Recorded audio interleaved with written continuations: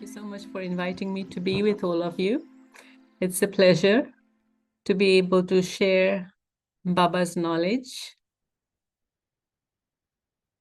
For many, many years, we've been living a way of life that was considered to be the best way. But until and unless you know another way, you think that what you're doing is the best way. And so we are all living in a state of body consciousness. But when we come to Baba, then Baba teaches us a different way. So it's then that we realize that perhaps what we had been doing is not the best way, it's not the correct way. But the way that Baba teaches us Gyan, it's like nothing is wrong, but it's just a different way of looking at things. And often Baba mentions in the Murli that we have become completely upside down. Means our awareness has changed completely from what it's supposed to be to another concept, 180 degrees on the other side. And so Baba gives us knowledge to be able to change all of that so that we can then come back to a right way of thinking. We can come back to the correct way of thinking, the correct way of living. And so today's topic I've been given is the soul conscious culture. So it's only after coming to Baba that we actually think about anything to do with soul consciousness. Before that, we had been living in a state of body consciousness and not even thinking that body consciousness is not the correct way of living.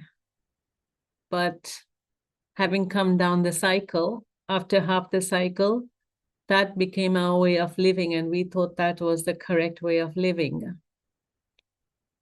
And so it's only because Baba has told us that body consciousness is not correct that we then can think of another approach. And so Baba has been teaching us about soul consciousness. Ever since we've been going to Madhuban to have a meeting with Bab Dada, then especially when the double foreigners started going to Madhuban from the mid-70s, then Baba often had to address the issues that were coming up. And one of the main things was the Brahma Kumaris, as taught by Baba in India, is an Eastern culture. And what we have in the West is the Western culture. But then trying to bring the two together was not working. And so Baba said that you have to go beyond the East and the West. And you have to think of being as part of the Brahman culture. And so to be able to overcome this issue about the Indian way of doing things, the Western way of doing things, Baba said that you have to go really beyond and think of just being a Brahman, because once you come to Baba, then it's a new birth, it's a new life. And so everything of the past is completely finished. And so how to come back to this way of thinking? Because for many births, we've been thinking of ourselves as the body, and we are thinking of myself as this being called Jasu, being a female, being over 60 years old. And so you're thinking about yourself in this way. And that's a culture that's been developed for everyone, that when you're introduced to someone, then you think about the physical personality of the person. And that's the way you give your introduction. But now Baba tells us that we have to go beyond and think about the Brahman culture. So what really is the Brahman culture? As a Brahman, the first thing that Baba teaches us is soul consciousness and coming to this awareness of the culture of soul consciousness. First and foremost, Baba giving us an introduction to ourselves as the soul. Who am I? If you think about who am I, in your awareness, you're thinking about either soul, but then there's no question of thinking about what is the soul, whether it's a square, it's a triangle, it's a point, it's matter, it's none of these things, but just I am. When you're thinking about soul consciousness, like Baba said, I think yesterday or today, that when you're in the home of the souls, then there is no awareness there because there's nothing there. You don't feel anything, you don't experience anything. And so in this awareness of just the soul, I am alone, I'm not experiencing anything. But when I connect myself with Baba, when I connect myself with the Supreme, then I'm able to draw his energy into myself. I draw his energy into myself and I'm able to work in the same way as he is. Baba often talks about us developing such sanskars as his sanskars. And so I can only do that when I'm actually staying with him and spending time with him. Generally, they say a person becomes like another person that he's spending a lot of time with. To give you the example, like Daddy Janki and Sister Jayanti. Sister Jayanti is supposed to have spent a lot of time with Daddy Janki, and so she learned so many things from Daddy Janki, and so it's like you think about the two being almost similar, although they both have their own personalities, but yet you can tell that Sister Jayanti following the footsteps of Daddy Janki, and so she's developing a similar personality, becoming angelic like her, becoming an ocean of knowledge like her, becoming loving like her. So all of this because she's been spending so much company with Daddy Janki. In the same way, when I, the soul, spend so much time in the company of the Supreme, then I develop his qualities. I develop his sanskars. And this is what Baba's come to do. If he's just sitting up there in the home and we don't have any connection with him, we're not able to become like him.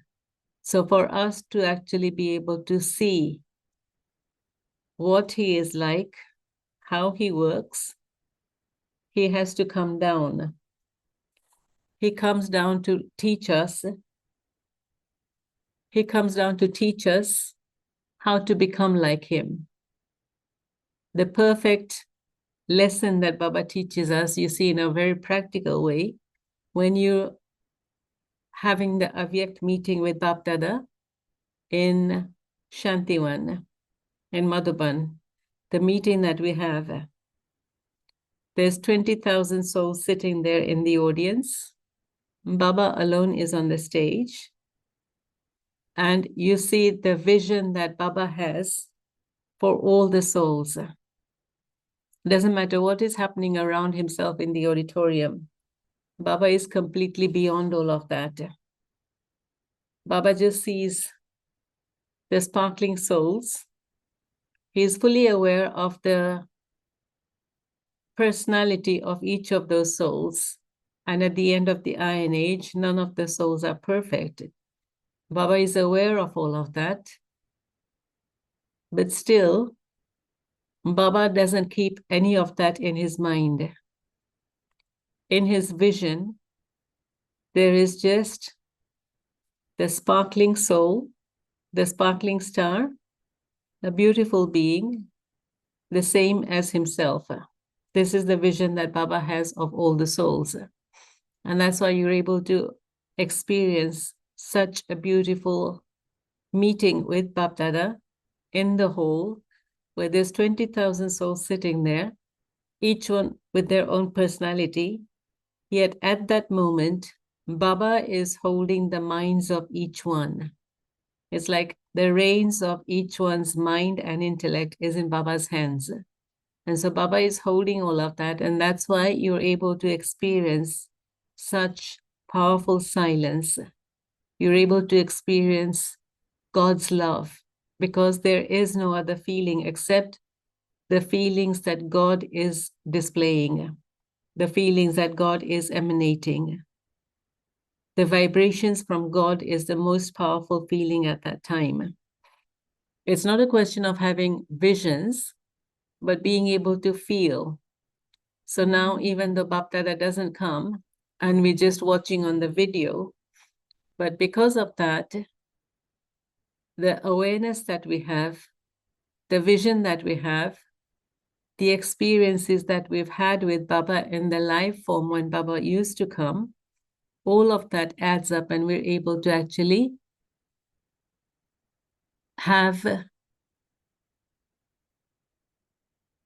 we're able to have such a powerful experience. The first thing that Baba teaches us then is soul conscious awareness. It's only when you are seeing yourself as a soul and you're seeing Bapdada as a soul that you are actually able to have a beautiful meeting with Baba.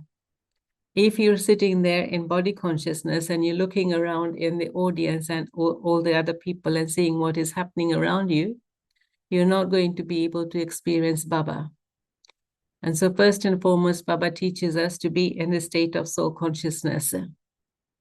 Every day is Murli. If you look at that, as soon as Baba says Om Shanti, after Om Shanti, Baba is generally reminding us, are you sitting in the awareness of the soul? Are you aware that it's the spiritual father who's speaking to the spiritual souls?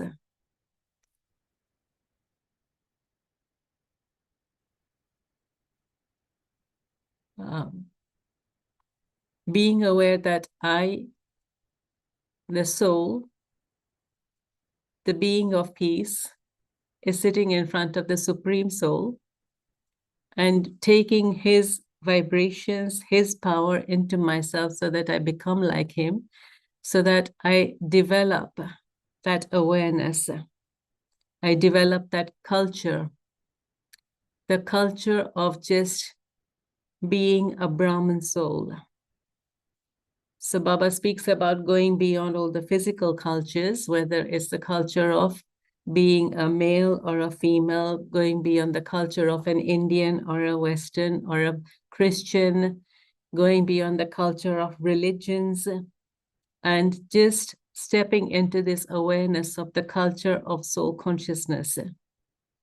The culture of soul consciousness allows us to be able to express our original qualities.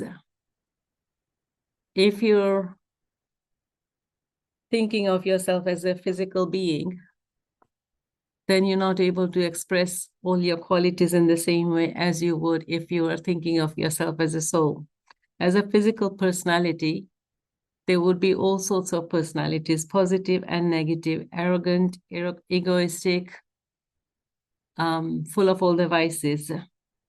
But when you think of the soul conscious personality, then in that there are only the positive qualities.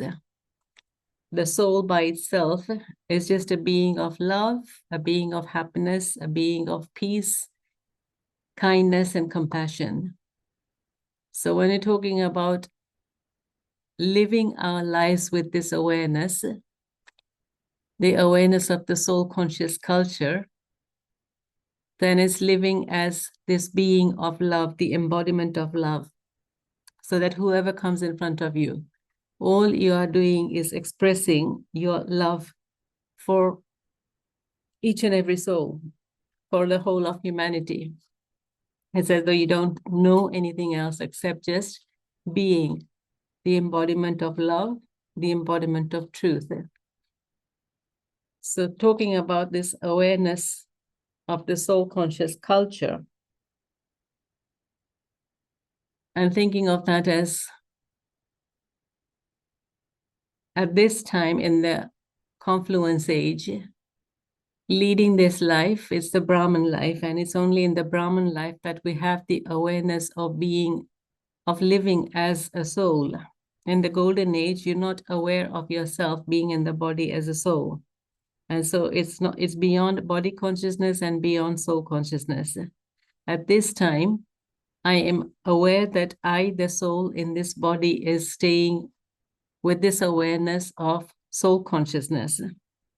And so the awareness of soul consciousness, the culture of soul consciousness only applies at this time of the confluence age. And Baba said,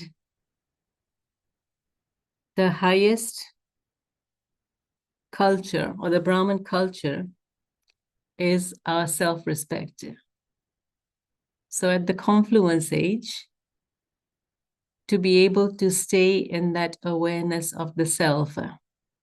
In everyday's Murli, you see so many different titles that Baba's giving us. All of those are our points of self-respect. And if I take even one of those every day and practice that, you can imagine how elevated your self-respect would become, how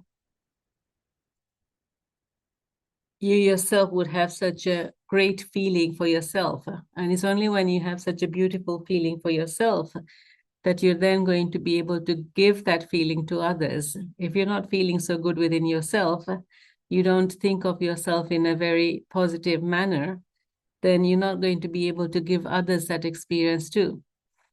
The reason why Baba is able to give us this experience of this beautiful, powerful silence, even though he leaves his home of silence and comes down to the physical world, is because he doesn't let go of his awareness of who he is and what he is always aware of being the ocean of love, the ocean of knowledge, the purifier, and not allowing himself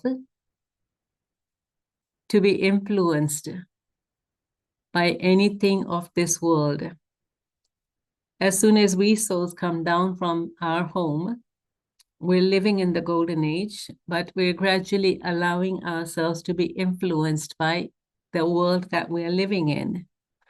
But for God, for Baba, as soon as he comes down, he doesn't get involved in this physical world. He's aware that he has to go back home. So he's here only for a short time.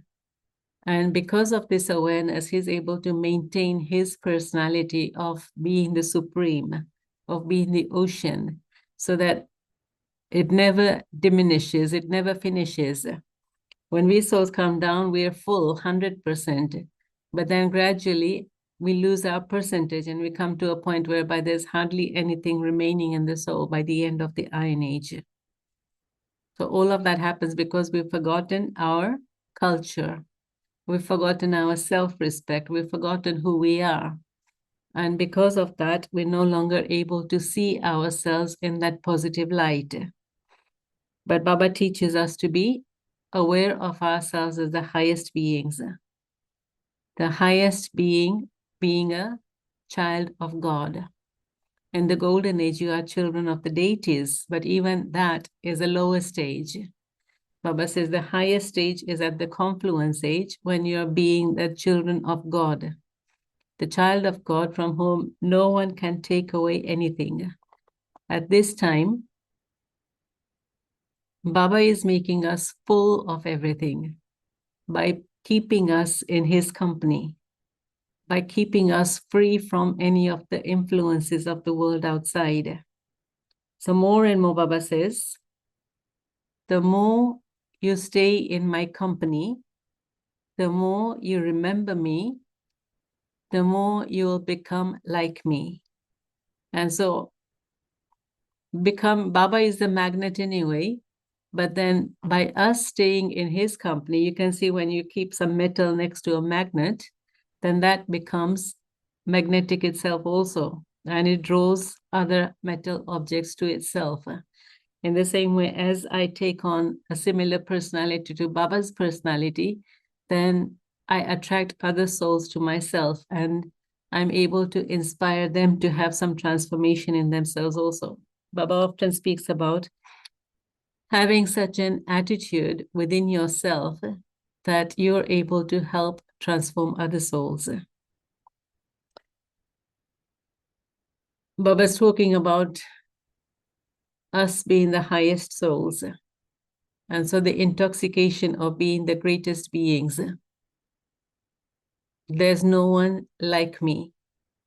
Baba used to say, Vare me, means the fortune of myself, that I alone have this fortune.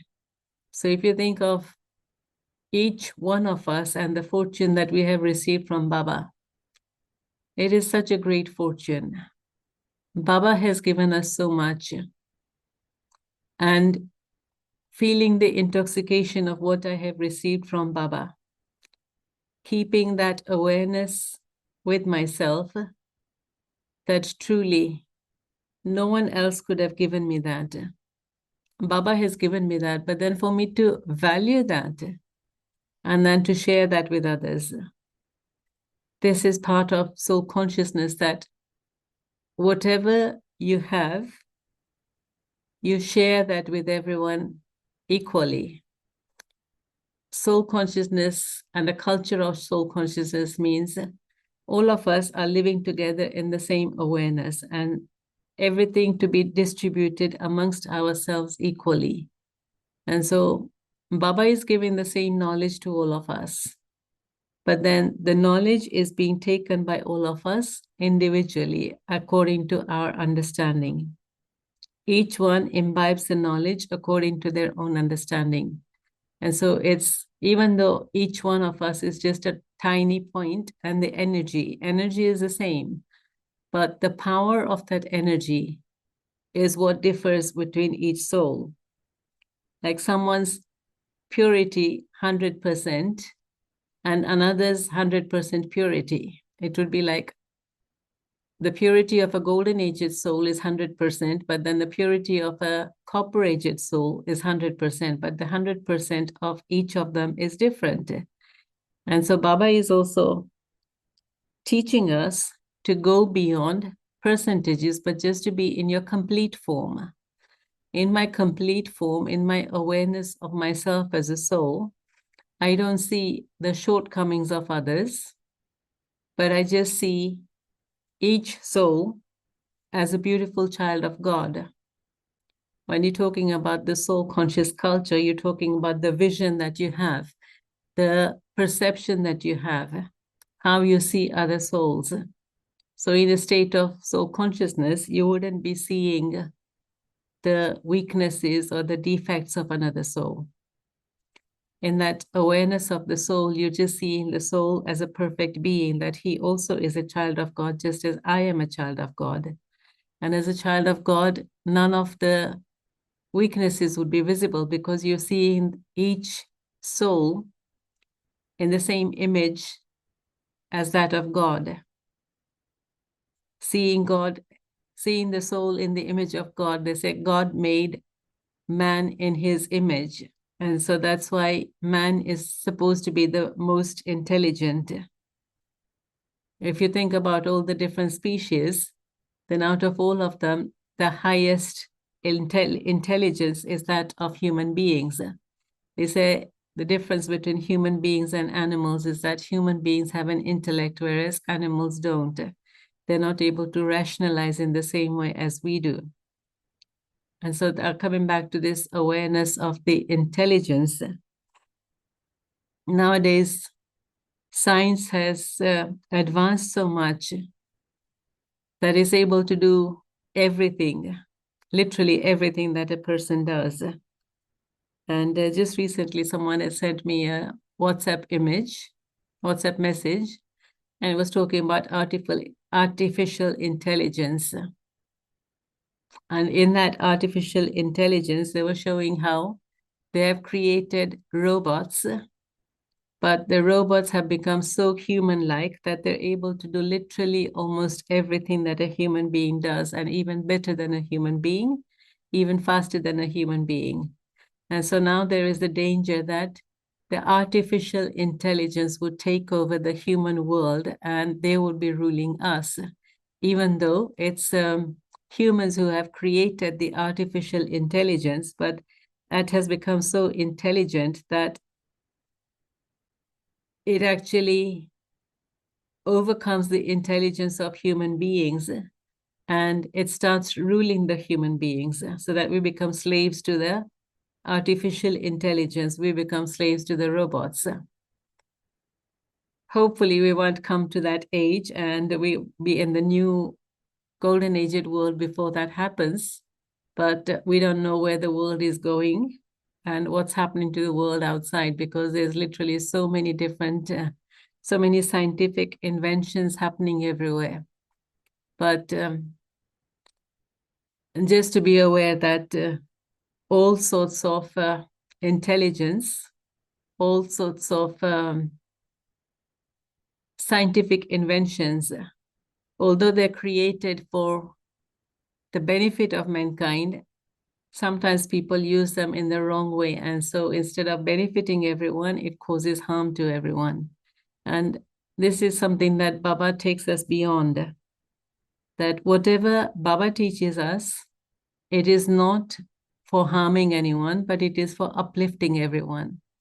And so if you're living in this awareness of soul consciousness, if you have the awareness of the culture of soul consciousness, then you're never putting anyone down. You're always thinking of uplifting everyone as well as yourself. And it's not just, I'm doing everything just for myself, but you're doing everything for everyone around yourself also. So it's not just myself, but my family, my community, my country, and ultimately my world. Being able to do something for others requires a very clean heart and a generous heart. So when you're talking about living in the awareness of soul consciousness, then it means that you are doing everything generously and in an unlimited way.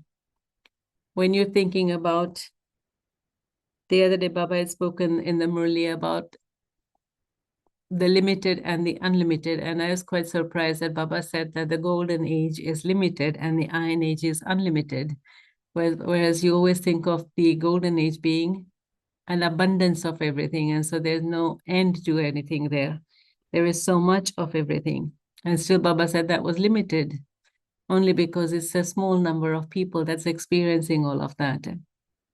But in the awareness of soul consciousness, it's having an attitude, having an awareness of being unlimited, being so unlimited that you don't think about discriminating between this one and that one, but you have an equal vision for everyone. You see everyone in the same, with the same elevated vision for each one. Coming back to this awareness of the culture, where does it all begin? The culture begins from the thought, our way of thinking. We talk about the culture that we're living in now. The culture that we're living in now is that of moving along with the rest of the world. Whatever's happening in the world, then you think you have to follow in the same way, following the fashion of the world. And this is what's happening in the world outside. But Baba is teaching us a totally different culture whereby we're living in our inner world. Whatever is happening inside here. So if you're actually concentrating on your inner world, then you'll be able to maintain this soul conscious culture.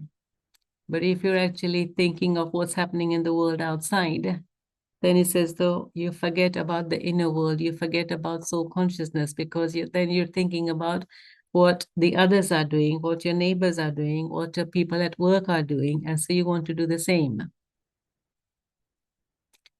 But here Baba's teaching us to be individual to ourselves. Whatever I do, it is my own way of doing it, but only because Baba has taught it to me. And so in that way, we are all collectively practicing the same thing. We're all practicing the same thing that Baba is teaching us.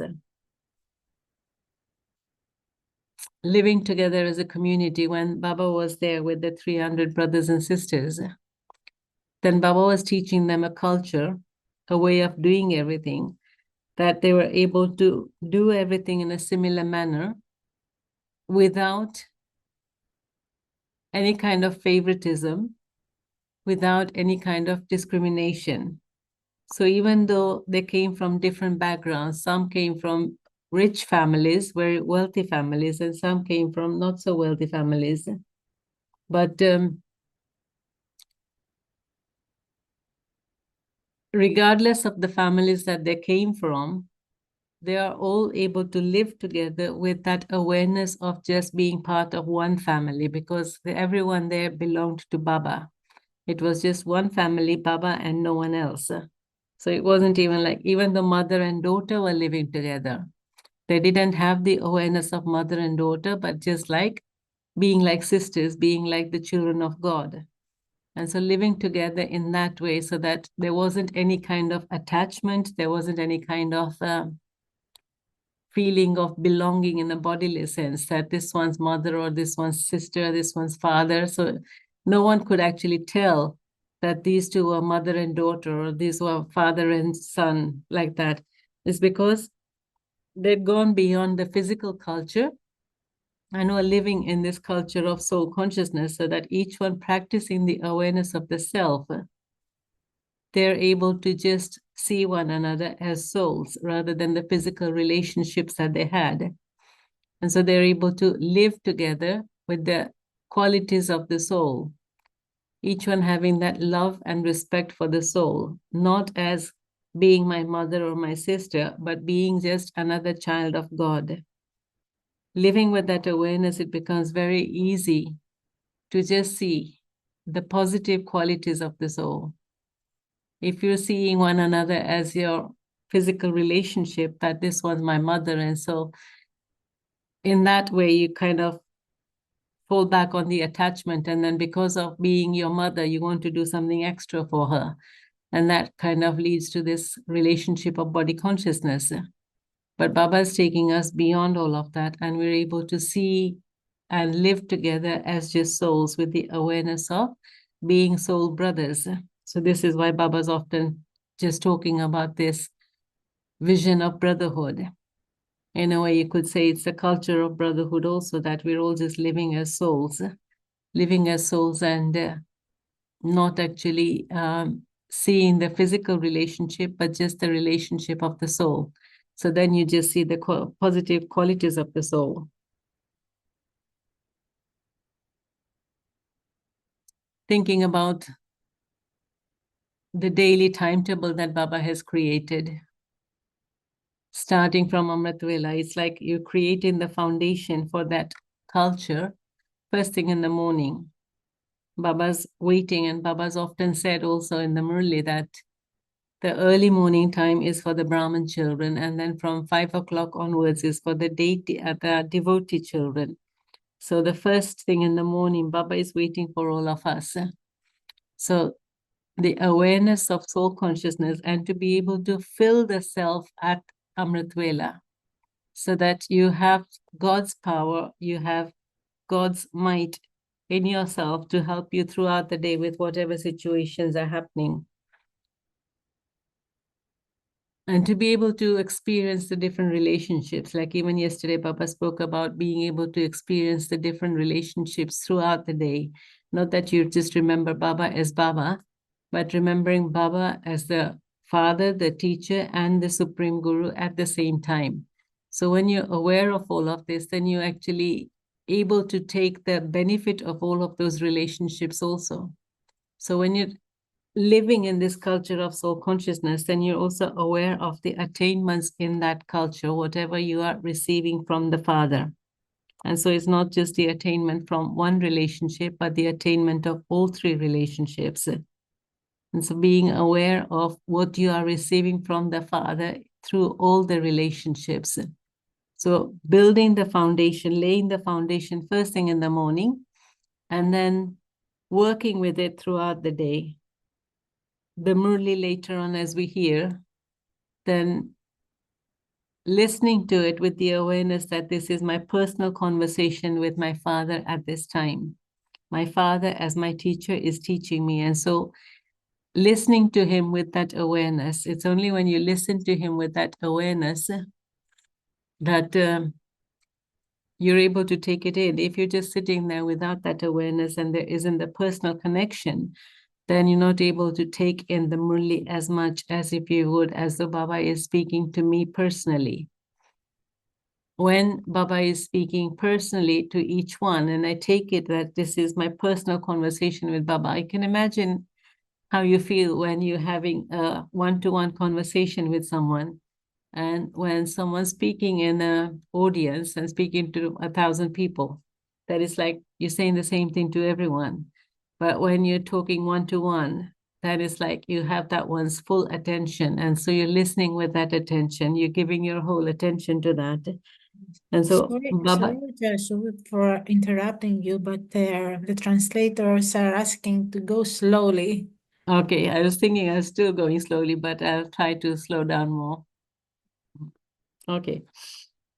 Now, thinking about one-to-one relationship with Baba and taking from Baba in that awareness that Baba is speaking to me alone. Realizing that Baba has your total attention. So imagine when you have someone's attention. When you have someone's attention, you give everything of yours to them. And that one expects everything from you also. So that there isn't margin for any kind of misunderstanding. There isn't any margin for anything going wrong because you're actually giving the full attention. Sometimes you don't give full attention and you just give an instruction in passing and you think the other person has understood. But the other person didn't quite get what you were saying, and so they end up doing something wrongly. But here Baba is giving us his full attention so that I can take from him and I can communicate with him whatever it is that I need help with so that he is able to guide me in that way also. So building that relationship with Baba first thing in the morning on a personal level. And then throughout the day, Baba is there for everyone. So first thing in the morning, Baba says, I am here only for you Brahmin children. So the part of the culture of Brahmins as following the daily timetable, Amrit Vela, then class, and then being able to share the knowledge that Baba has given with other people so that it's the service that you're doing.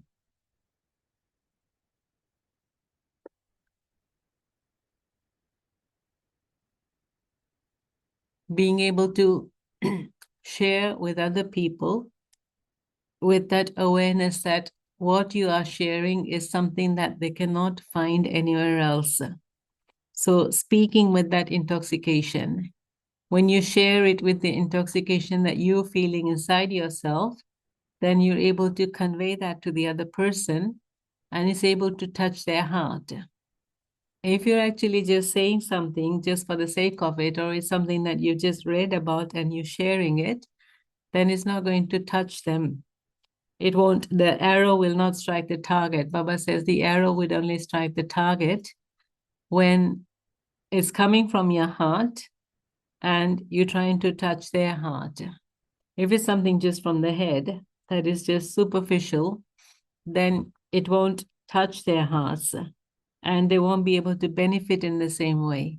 So for me to benefit other souls, I have to make sure that I'm coming from the awareness of the heart rather than the head. And so that means sharing love with them. This is what Baba's been doing all the time. When we come to Baba, the first thing that we experience is the love of the family. It's later on that you actually listen to the knowledge, but the atmosphere that's created there because of the vibrations of peace and love. Whenever you go to another center, what do you experience? It's not the words that they're sharing, but it's the vibrations of that place. And these are filled with love and peace. And this is what touches your heart first and foremost. The knowledge comes later on, any kind of explanation comes later on, but first and foremost, you experience the love. And this is what Baba's wanting us to do, that all the time you share the love that's in your heart. But I can only share that love if I have taken that love from Baba first thing in the morning. So this is part of the culture that Baba's teaching us, that we start the morning by taking that love from Baba. If you stayed up the whole night and you missed Amrit Vela, you're not going to be able to take from Baba first thing in the morning. Then you'll find that the rest of the day, it doesn't go so well also. I remember the story about Mama, that even though she might have stayed up late because of some program or something that might have happened, the next morning she would still be up for Amrit Vela at her normal time. It wasn't that because she was up late, she would think that I am going to be getting up late in the morning, missing Amrit Vela, because her feeling was that Amrit Vela is my meeting with Baba, with God, the Almighty Authority. And so if I am able to stay up late to meet other people, why can I not get up early to meet the Almighty Authority? And this is part of our awareness, our culture, that we don't miss our Amrit Vela. Baba is giving us that time, especially for ourselves. And if I am missing that time, then it's as though I'm not actually following that culture properly. I'm not following Baba's instructions properly. Then I'm not able to take his power, his might that he's wanting to give me. At the end of the day, if you think about everything that Baba has, who is it for? It is not for himself. It is for all of his children. He wants to share that with all of us. And so he can only share it with those who are there in front of him. So if I'm not there, then I won't be able to receive anything from him. And so for me to make sure that I am there at the time that Baba has said. Again, just a comment that someone was sharing with me a couple of days ago, that sometimes they used to wake up early morning about 2 o'clock to have meditation. But you can imagine what happens. You get up at 2 o'clock to have yoga, then by 4 o'clock, you're kind of falling asleep. And then that's the time that Baba has given to all of us children. But instead of being alert and awake at that time, I'm falling asleep at that time. I'm not going to be able to take from Baba. So rather than creating your own discipline of waking up early and then thinking I'm going to be awake till 5 o'clock, and then you fall asleep in the middle of that, if I follow the directions accurately and just get up at 3:30 and have a meeting with Baba from 4 to 4:45, then I'm going to be able to benefit a lot more, rather than thinking that I'm going to have 3 hours of yoga, and then instead of having 3 hours of accurate yoga, I'm actually having sleeping yoga. So that's not going to benefit me, and Baba's not going to be able to do anything for me also, because at that time, I'm falling asleep. So being aware of the timetables that Baba has set for us, this is also part of the culture that Baba is teaching us, that everything is done accurately as Baba is telling us. It's only by doing all of these things that we would become the masters that Baba wants us to be. If I am not able to follow Baba's directions, then Baba cannot make me what he wants me to be. I cannot become a master of the world because I'm not able to follow Baba's directions. So how are other people going to follow my directions if I'm not being able to follow God's directions? And so being able to be a master of the self, being a self-sovereign, which is what I said was the highest culture, the Brahmin culture. I can only be a master of the self when I'm following Baba's directions accurately. So often Baba said to be a self-sovereign and to check whether everything within my kingdom, and it's not the kingdom out there, but it's this kingdom. So when you're talking about this kingdom, it's talking about our eyes, our mouth, our hands, our ears. are all of these functioning properly? Means, are they obeying my orders that I only do that which is right, I only see that which is right, I only listen to that which is right, I only speak to that which is right, rather than just all the function, all the organs being beyond your control and you become a slave to them. And so you're just seeing whatever comes in front of you, hearing whatever is being said and not being selective with that. Or your mouth is saying whatever comes into your mind. That means there's no control over any of these organs.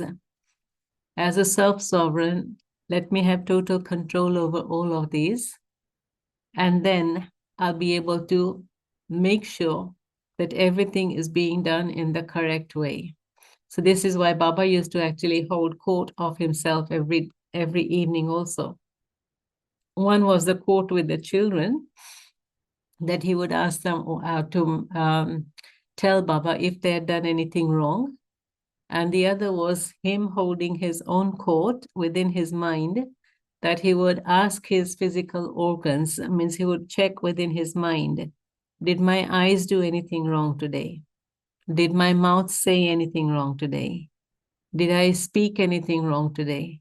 So being aware of the self as a sovereign, being a master, to make sure that I'm doing everything in the correct way. So this is what Baba is trying to teach us, that we become masters of the self, and in that way being able to rule this kingdom first. Then I'll be able to be seated on my heart throne, and from there give the orders to anything else. If I'm not seated on my heart throne and then I give orders, then Baba says no one's going to obey the orders of the king if you're not seated on the throne. So for me to be always seated on this throne of self-respect, and from there to be able to have the awareness of the self as a master. When I am aware of myself as a master, then I'm able to have total control over all of these physical organs. Then whatever I do will be correct. And then I can say that, yes, I'm doing everything in the awareness of soul consciousness. But if it's everything in the awareness of body consciousness, then it's like any kind of words come out. You're speaking something and you start speaking harshly. You start speaking words that are not right. So Baba says often that you have to be aware of the Brahman vocabulary also. In the Brahman dictionary, there are certain words that don't exist. And like even if you think about Dadi Kumarka, she never ever said, I, referring to herself. It was always the role that she was playing that Dadi said or Dadi thinks. She never said I think, because she had gone beyond the awareness of I. I and mind didn't exist in her. And this is because she was seeing herself as the ruler, the one who is in control of everything. And so nothing was mine. I didn't exist. And so in this awareness of soul consciousness, the unlimited awareness, then you don't think of the self. You think about everyone else. And this is what Dadi taught us, that she never spoke of herself as I am thinking or I think. She would always ask, Dadi thinks, and Dadi would like to give all of you. So it was always the awareness of who is asking all of us. It's not me, but it's Dadi, the head of the organization, who is asking all of us. So being aware of the self as a master in this way, to be able to serve others with that awareness also. So truly living this culture of soul consciousness, going beyond all the physical cultures, going beyond the worldly cultures, going beyond the culture of East and West. Baba had always taught us to just be in the culture of the Brahman culture, and being able to live with that awareness of the self as a soul, a child of God. And this is why Dadi Janki always used to ask just these three questions. Who am I? Who do I belong to? And what do I need to do now? And so if you're thinking of myself as who am I? I'm just this soul, the being of light. But then what kind of a being? Being aware of the self as a child of God, the highest one. And if I'm constantly aware of that, then everything will be done in the awareness of the soul. That is the soul conscious culture that I'm actually observing and following, then nothing can go wrong. So I think that's about all that I wanted to share about this culture of soul consciousness, coming back to the awareness of self-respect and being a self-sovereign, being a master of the self. Then you realize that nothing can go wrong. But every day in the evening to check the self, am I actually doing everything with the awareness of being the self-sovereign, that I'm seated on my seat of this soul conscious awareness. And with this awareness, doing everything in the correct manner. Then I'll find that because I've cleared everything at night, the next morning will be a fresh start also. And this is the practice that Brahma Baba observed, and he taught all of us also, that you check your chart at night every day, and then the next morning you start afresh. So you're not carrying on the burden of the day before. This is part of the culture of soul consciousness also, that you make yourself as light as possible so that you start the day, the following day, with lightness within the self. And in this way, you increase in the lightness within yourself day by day. And by the end of, you could say by the end of the year, you would feel yourself to be totally light, that there's no burdens within yourself because you're actually handing over everything to Baba. Baba is there to take responsibility and to take care of everything. So there isn't anything else that stays within the self.